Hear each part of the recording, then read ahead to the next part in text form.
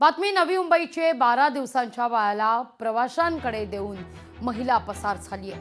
नवी मुंबई इथं पुन्हा एकदा हा धक्कादायक प्रकार घडताना दिसतोय। हातात सामान असल्याचं कारण देत बाळ सोपवण्यात आलं।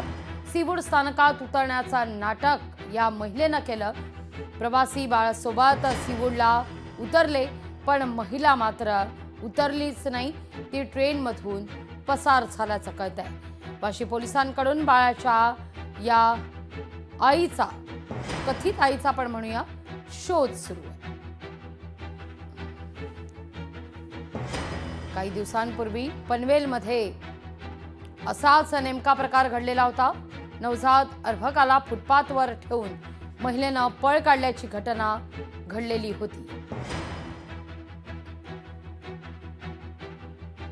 अधिक माहिती घेतोय आपल्या प्रतिनिधी आकांक्षा देशमुख यांच्याकडून।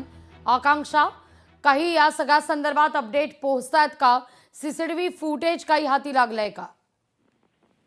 नक्कीच पनवेलच्या दिशेने जाणारी जी ट्रेन होती त्या महिला डब्यामध्ये एका 15 दिवसांच्या बाळाला एका महिलेने काही ज्या रेल्वे प्रवासी होत्या त्यांच्याकडे सोपवून घटनास्थळावरून त्यांनी पळ काढलेला आहे। पाहायला गेलं तर त्यानंतर सीवूड रेल्वे स्थानकामध्ये येताच त्या दोन्ही महिलांनी रेल्वे प्रशासनाकडे ही संपूर्ण बाब सांगितली आणि त्या बाळाला त्यांच्याकडे दिलेला आहे। मात्र पनवेलमध्ये देखील काही दिवसांपूर्वी अशीच घटना घडली होती। त्यानंतर आता ही पुन्हा एकदा नवी मुंबईमध्ये घटना घडली आहे, त्यामुळे ही अशी धक्कादायक प्रकार समोर आलेले आहेत।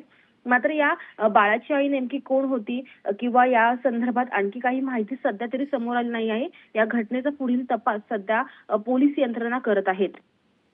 निश्चित आकांक्षा, धन्यवाद तुम्ही दिलेल्या एकूणच सविस्तर माहिती करता।